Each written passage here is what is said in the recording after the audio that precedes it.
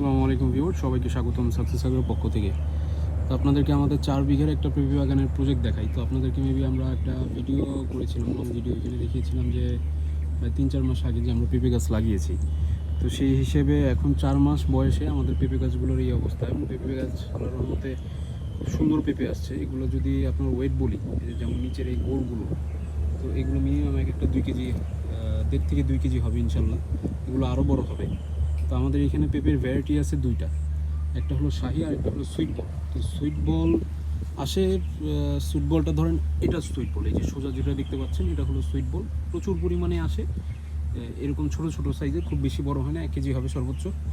আর শাহি হলো এরকম গোল গোল, অনেক বড় হয়, ওজন অনেক বেশি হয়। আবার আমাদের কাছে লম্বাটাও আছে, যেটা ওজন অনেক বেশি হয়। তো অ্যাভারেজে এই লাইফ টাইমে একটা 100 কেজি পর্যন্ত আসার কথা। তো এগুলো চারা আমাদের কাছে পাবেন ইনশাল্লাহ 3-4 মাস পরে।